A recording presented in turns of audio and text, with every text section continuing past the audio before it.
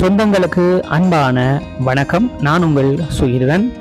யாழ் மாவட்டம் தெல்லிப்பளை பகுதியில் பார்த்தீங்கன்னு சொன்னால் ஒரு பிரதான வீதிக்கு அருகாமையில் ஒரு 28 பரப்பு காணி விற்பனைக்காக வந்திருக்குது. இந்த காணி தொடர்பான ஒரு முழுமையான காணொலியை பார்க்குறதுக்கு முன்னுக்கு மறக்காமல் இப்போ என்னுடைய யூடியூப் தளத்தை முதல் முறையாக பார்க்குறீங்கன்னா சப்ஸ்கிரைப் செய்து காணொலியை பாருங்கள். இதே மாதிரி உங்கள்கிட்ட காணிகள் விற்பனைக்கு இருக்குன்னு சொன்னால் எங்களினூடாக நீங்கள் விளம்பரம் செய்து உங்களுடைய காணிகளையும் விற்பனை செய்து கொள்ளலாம். சரி, இப்போ வாங்க காணொலிக்குள்ளே போகலாம். இப்போ பார்த்தீங்கன்னு சொன்னால் நாங்கள் தெல்லிப்பளை டவுனில் தான் நிற்கிறோம். இந்த தெல்லிப்பளை இந்த டவுனில் இருந்து இப்படியே பார்த்தீங்கன்னு சொன்னால் இங்கால இந்த வைத்தியசாலை வீதியினூடாகத்தான் அந்த காணிக்கு நாங்கள் போக போகிறோம்.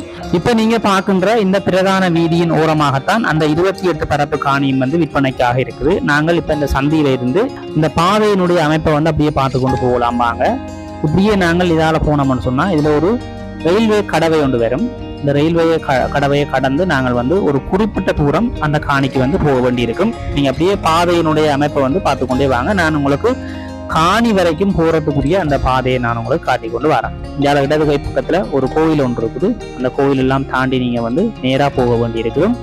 முக்கியமாக நான் உங்களுக்கு பாதை காட்டுறதுக்குரிய காரணம், இந்த பகுதிகளில் நீங்கள் மேலுமே இருந்திருப்பீங்க, வளர்ந்துருப்பீங்க. இப்போ வெளிநாடுக்கு போய் நீங்கள் பல வருடங்களாகவே அங்கேயே செட்டில் ஆகிருப்பீங்க. இந்த பக்கம் வந்திருக்க மாட்டீங்க. ஆகவே உங்களுக்கு அதுவும் ஒரு பயனுள்ளதாக இருக்குது. இப்போ இந்த பகுதிகளில் பாதையினுடைய அமைப்புகள் இப்படித்தான் இருக்குது, கடைகள் எல்லாம் இப்படித்தான் இருக்குது என்றதை நான் காட்டுறதுக்காக கூட நான் உங்களுக்கு இந்த வீடியோ எடுத்துக்கொண்டு வரேன். பிரயோசனமாக இருக்கும். உங்களுக்கும் பழைய நினைவுகளை மீட்டு கொண்டு வரதுக்கு ஒரு சந்தர்ப்பமாக இருக்கும். சரி, இப்படியே நாங்கள் ஒரு குறிப்பிட்ட தூரம் போய் கொண்டிருக்கிறோம் பாருங்க. பார்த்தீங்கன்னா உங்களுக்கு தெரியும். இப்போ நாங்கள் போய்கொண்டிருக்கின்ற இந்த பிரதான வீதி ஓரமாகத்தான் அந்த காணி இருக்குது. இந்த காணியை பொறுத்த வரைக்கும் 2 பக்க பாதையும் இருக்குது. நான் எல்லாத்தையும் உங்களுக்கு தெளிவாக காட்டுறேன். பார்த்தீங்கன்னா தெரியும் எவ்வளவு ஒரு பிஸியான ஒரு பாதை என்று பாருங்க. அவ்வளவு வாகன போக்குவரத்துகள் நெரிசலான ஒரு பாதை. மிக விரைவாக வளர்ந்து வருகின்ற ஒரு இடமாக இந்த இடம் காணப்படுகிறது. வர்த்தக நோக்கத்திற்கு ஒரு சிறந்த இடமாகவும் இந்த இடம் காணப்படுது.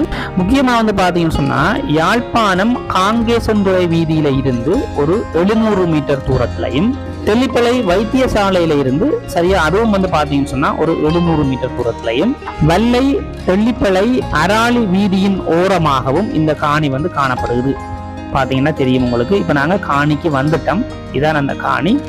சரியா பச்சையாக இருக்கிற காணி. அதனால உள்ளுக்கு போய் நான் எடுத்து காட்டையிலாது ஒரு குறிப்பிட்ட தூரம் இருக்கா போய் பார்க்குறேன். ஆனா காணி பார்த்தீங்கன்னு சொன்னா பிரதான நான் சொன்ன அந்த வல்வை தெல்லிப்பளை அராளு வீதியின் பிரதான அந்த வீதி ஓரமாக தான் இந்த காணி அமைந்திருக்கிறது. உங்களுக்கு பார்த்தீங்கன்னா தெரியும். இதுல பாருங்க ஒரு பழைய கட்டிடம் ஒன்று இருக்குது. இந்த கட்டிடத்தின் வழியாக ஒரு குறிப்பிட்ட தூரம் போய் பார்க்கலுமெண்டா பார்ப்போம். பார்த்தீங்கன்னா தெரியும்.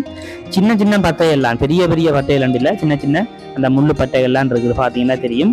இலகுவான முறையில் கிளீன் பண்ணக்கூடிய அளவான ஒரு சிறிய சிறிய பட்டையெல்லாம் இருக்குது. பெரிய பட்டையெல்லாம் இல்லை. உள்ளுக்கு போக இயலாது. நாங்கள் அப்படியே வெளியில இந்த காணியினுடைய அந்த 2 பக்க பாதையும் நான் உங்களுக்கு கொண்டே காட்டுறேன். அதாவது பைக்லேயே கொண்டே காட்டுறேன். 2 பக்க பாதை. அந்த பிரதான பாதையை பார்க்கறதுக்கு முன்னுக்கு இங்கே ஒரு கிளைப்பாதை ஒன்று இதில் தெரியுது தானே பாருங்க. இந்த கிளைப்பாதையினூடாக இப்படியே நாங்கள் இந்த பக்கம் போய் இந்த காணியினுடைய எல்லையை கொண்டே நான் உங்களுக்கு காட்டுறேன் பாருங்க. இப்படியே நேராக போனால் இதில் ஒரு வளைவு ஒன்று வரும். அந்த வளைவு திரும்பின உடனே ஒரு குறிப்பிட்ட தூரம் நீங்கள் அப்படியே போனீங்கன்னு சொன்னால் பார்த்தீங்கன்னா அங்கே ஒரு வேலி ஒன்று அடைச்சிருக்கு பாருங்க. பணமட்டையால் ஒரு வேலி ஒன்று அடைச்சபடி இருக்கு பாருங்க. அந்த வேலிக்கு உள்ளதான் இவர்களுடைய இந்த எல்லை வருது. பார்த்தீங்கன்னா தெரியும்.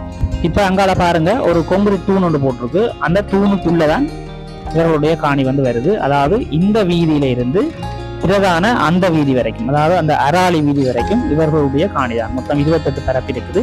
இப்போ நாங்கள் அப்படியே போய் அந்த பிரதான வீதியினுடைய முகப்பு இவ்வளவு தூரத்தில் இருக்கின்ற அந்த அமைப்பையும் பார்த்துருவோம். இப்போ நாங்கள் அடுத்த கட்டம் வந்த வழியாக திருப்பி போய் அந்த பிரதான வீதிக்கு போவோம். பிரதான வீதியில இருந்து அதுல இருந்து அந்த காணி மற்றும் அந்த பாதையினுடைய நீளங்களை பார்ப்போம் வாங்க. இப்போ பாத்தீங்கன்னு சொன்னா இதான் அந்த அராலிக்கு போகின்ற அந்த பிரதான வீதி. அதாவது வல்லை தெல்லிப்பளை அராலி போகின்ற அந்த பிரதான வீதி. இந்த வீதி ஓரமாக இப்படியே நாங்கள் இப்படியே நேர போனோம்னு சொன்னா ஒரு குறிப்பிட்ட தூரம் வரைக்கும் இந்த பிரதான வீதியை கவர் பண்ணித்தான் இந்த காணி அமைஞ்சிருக்குது. பாத்தீங்கன்னா தெரியும். இதுல ஒரு நீல தகரம் அடைச்சிருக்கு பாருங்க.